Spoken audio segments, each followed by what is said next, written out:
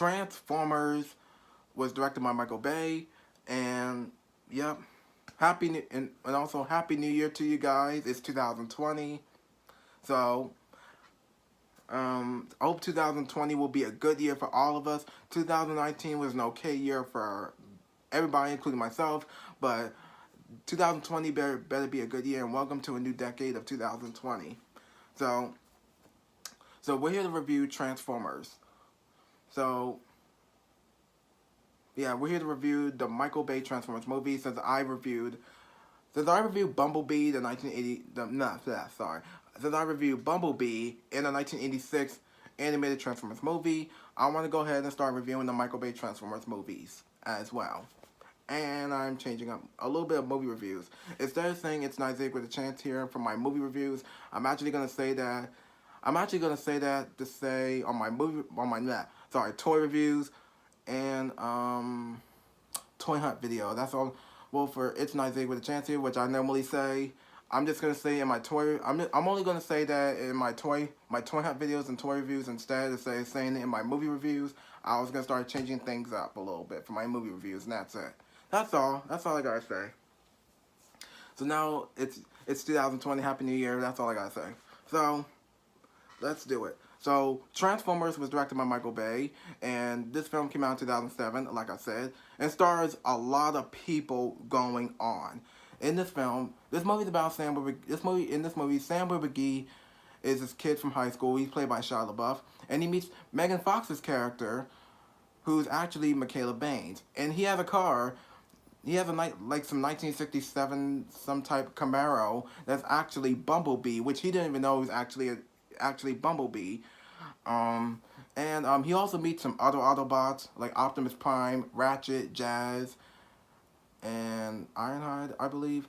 And Sam and Michaela want to help the Autobots fight back and get some Decepticons, and also defend the Allspark Cube. And that's all. I watched I remember one time, like a few years ago, my mom took me to see the first Transformers movie. I remember she took me to see it. She took me to see Revenge of the Fallen, and these are the only movies she only took me to see, but that's fine. But I was so happy to watch this movie over and over again, but I did watch this movie last night, even though I got like Transformers, like all the Transformers movies right here, and I got the Studio Series line, the Autobots and Decepticons, and some of the last nights, and some of the Revenge of the Fallen figures in my movie collection. So that's all. So in this film, there's so many subplots of this movie. There's so many subplots of this movie. Like we get Shia LaBeouf, Megan Fox, Tyrese Gibson, Josh Duhamel, Jon Voight, Anthony Anderson, and some lady of a friend of Anthony Anderson's character, and Sam Witwicky's parents. Sam Witwicky's parents, the Autobots, Decepticons, and Captain Witwicky. I can't pronounce his name anymore. I'm sorry. I suck, but I'm still trying my best. So like I said, there's so many subplots of this movie. We'll get into the negatives a little bit later. Let's talk about the positive. The positives of this movie: the action sequences are exciting and fun. I love the action sequences. My favorite scene in this movie is Optimus Prime defeating Bone Crusher. And that was one of my favorite scenes in this movie. And also, my favorite action scene in the movie is the final battle taking place out in a city, like in a downtown city or something like that. Probably like a downtown city. I don't know. And there's so many military subplots. Michael Bay is not really that good of a director, because I understand it's his first time directing a Transformers movie, but I understand it was his first time in 2007. I understand it was his first time directing a Transformers movie. Michael Bay can actually make certain great movies. Like, I do like his movies like Bad Boys 1 and 2. I did watch Bad Boys 1. I did see Bad Boys 2. I can't wait for Bad Boys 3 to come out this month, which I believe comes out on the 17th. Bad Boys for Life, I'm so excited to see, but it's not a Michael Bay movie, not anymore. Ha ha ha ha ha. like I like in Pearl Harbor, I heard it wasn't that good. I heard it wasn't good. I did watch this Netflix movie called Six Underground, which was directed by Michael Bay, and I didn't really like it. And I'm looking like Michael Bay. Every time you direct a movie, you just make it worse. I bet so many people are telling Michael Bay to stop directing movies like this and don't touch any more Transformers movies like he did with the first film, which I understand that was his first time. Revenge of the Fallen, Dark of the Moon, Age of Extinction, The Last Night. He tried. He tried everything to make a Transformers movie right, and he just didn't. It's just the same exact story. But the 2007 Transformers movie, everybody normally got along with. I got along with this movie because these are my childhood Transformers movies, and these are part of my childhood. I still love these movies. I don't really like Michael Bay anymore, but I still like the Transformers movies that he made. And we all make mistakes, that's all. He tried. There can be some, well, in this film, there can be, like, some weird, like, this one scene in the movie where, like, Megan Fox is fixing Sam's car and just, like, and then Michael Bay's just, like, panning the camera throughout, like, to her body like this, and I'm just like, why are you doing that? Like, stop. Michael Bay is just putting way too much sexual and innuendo in these Transformers movies, and I think that's really starting to get annoying. I understand it's really intense for all fans, including myself, but I still love these movies. But please take all these sexual innuendos out of these Transformers movies, because these Transformers movies are supposed to be made for all ages, and I understand that. But this PG-13 probably did not gone way too low. Way too low. And what else? I gotta say, Sam would be... No, not Sam. What's his name? Shia LaBeouf. Shia LaBeouf is my childhood actor. I really like Shia LaBeouf. He's a good actor. He's one of my favorites. He's been one of my favorite actors since Even Stevens, Holes, and the Even Stevens movie, because he was part of my childhood since the show that he was in, and the movies that he was in, like the Even Stevens movie, Disney's Holes, which is one of my favorite Disney movies, and also Even Stevens. Even Stevens is one of my favorite Disney Channel old shows I have not watched in years and decades. It's been so long. Megan Fox, we'll get to Megan Fox later. Shia LaBeouf's really good in this movie as well. I understand sometimes he can be screaming a lot, but I don't really blame him because it's part of the script. He's supposed to scream like crazy. That's part of the script, and I'm just like, y'all can't just blame Shia LaBeouf for everything, because he's a good guy, and I understand this was part of the script. Oh, Michael Bay, what have you done? You got a lot of explaining to do. But Shia LaBeouf's really good in this movie. He's excellent in this movie. He can be a little funny. He can be funny. Some of his parents in this movie his parents in this movie are actually really funny in this movie, but in the rest of the films they're really annoying. Like Revenge of the Fallen, Dark of the Moon, that they were annoying in.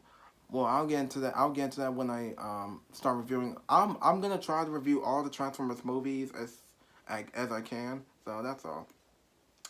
Sometimes Shia LaBeouf's parents can be a little bit almost close to being annoying, but they were a lot funnier in this movie. They were hilarious. They made me laugh. Hey. I remember the one part when he was like, "Hey, get off! Hey, I told you, stay off the grass. Stay off the grass, okay? What? You on the grass? No, I'm serious. Stay off the grass." That was the funniest scene. And there can be so many military subplots, and also he has a dog named Mojo. I don't know. Megan Fox, I like Megan Fox in this movie. I don't know how old was she in this movie. I think she was like my age then. I think she was like my age, probably like in this movie, probably like 21, 22. I don't know how old she is right now, but I don't know how old was she in this movie, but she looks a lot younger in this movie because she looks like a teenage girl in this movie. But she's really good in this movie. But um, just saying. And there can be some military subplots in this movie, like like Michael Bay just panning the camera up to see the like there can be some helicopters like going up to like the sun. So many slow like too many um slow motion explosions like you always do like this and too much story. Well, the storytelling is not working. The acting is fine, I guess. The acting is fine. Josh Duhamel really good. Tyrese Gibson really good. They're both great in this movie. John Turturro is also in this movie. He is hilarious in this movie. I know he was funny when he was in that one part of this movie. He was like, "Okay, little lady, this is the beginning of the end of your life." I was like, "What is wrong with you?" Wow, that was really funny. What else? Military subplots. Let's get into that. Sorry. There can be some military subplots that just that wasn't concerned about the movie. I just wasn't really into the military subplots at all. And I'm thinking, wait a second. Well, I understand this is a Transformers movie, but the military sometimes know about sometimes this Transformers movie knows what's going on with the military. Like we get to see Decepticons, like we get to see Frenzy, we get to see Scorponok. The Scorponok desert fight scene is really one of my favorite scenes in this movie. And Barricade versus Bumblebee, my favorite scene. Optimus Prime defeating Megatron, my favorite scene. My favorite scene is not my favorite. One of my favorite scenes is not my favorite. Megatron killing Jazz. Just like they split his body in half. Like, what is wrong with you? And the voice acting of these Transformers are like okay, but Peter Collins really good as Optimus Prime. You know, Peter Collins is my hero. You know, Peter Collins is a really good voiceover voicing Optimus Prime over the years, and he's excellent in this movie. Optimus Prime, we don't really see Optimus Prime a lot sometimes, but that's really concerned me. Some of the robot scenes, there can be some action sequences that's actually good. Some of them can be like too intense for kids. And I think that was my biggest concern with the Transformers movies. That just it's the same exact story, and it's not taking its time. The Michael Bay is just not taking his time because he's probably like in a rush through with these movies because he's just taking too much time to direct a Transformers movie and make it 2 hours long. This is a 2.5 hour movie, and this movie could have been a little bit shorter, but we need like this movie could have been like go back to the Cybertronian, go back to the Cybertron scenes first, then get to Earth, then get to Samuel McGee and his story right now, and get into Megan Fox, get into the other human characters. But right now, this movie also concentrates more on the human characters than the Transformers. It's really starting to get too fragile, and I don't like the way Michael Bay just takes all the Transformers, be like, we're just gonna concentrate more on the humans and the Transformers. This movie's all about Transformers. It's not about humans. It's about Transformers, and you need to understand that because this movie is about Transformers. Like we get Bumblebee, Optimus Prime, and all these Autobots, Decepticons.